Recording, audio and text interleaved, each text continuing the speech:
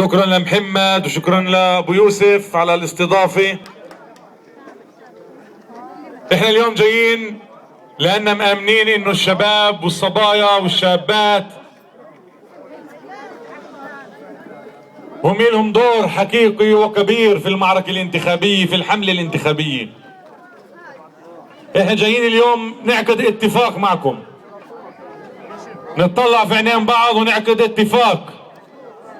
احنا حسب راينا انتوا لكم دور الاكبر، واحنا بنكون انتوا مش مفهومين ضمنا.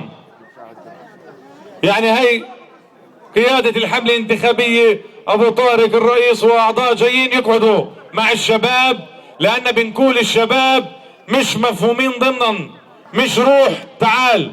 احنا بنقول الشباب الهم كلمة، الهم حق علينا نوقف معهم ونحكي معهم ونقنعهم، مش بس ينتخبونا.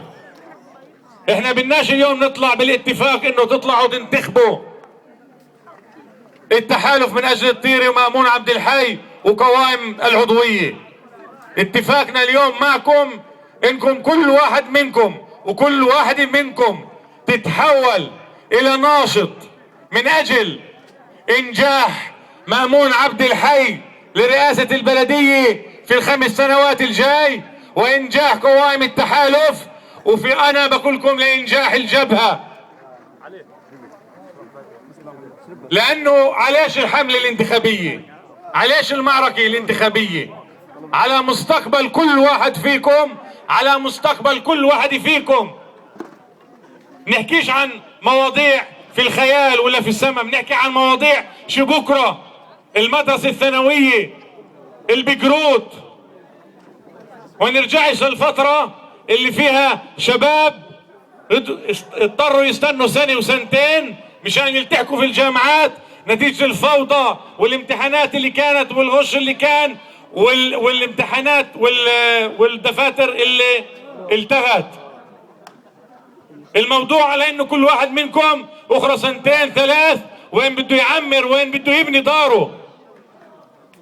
الموضوع باي شارع، وبده يكون في حوادث ولا لا، وين بدك تكون اسرتك، وين بدك تربي اولادك، وهل بدنا عنف واطلاق نار كل ليله، ولا بدنا نكون هدوء ونعيش زي البني ادمين ونعيش زي الشباب ونلاقي المحلات. الحملة على انه يكون في مراكز ثقافية وتربوية نلاقي حالنا فيها. اذا الحملة على كل موضوع بهم الشباب والصبايا، واحنا جايين اليوم نعقد معكم اتفاق ونحكي معكم ونقول لكم هذا هو برنامجنا، هذا برنامجنا للمستقبل. بس اللي اهم يا شباب، وهذا السؤال لازم تسألوه لكل واحد، اي واحد ممنوع يستغفل شبابنا اللي بيجي يقول بدي صوتكم، قول الصوت غالي علي.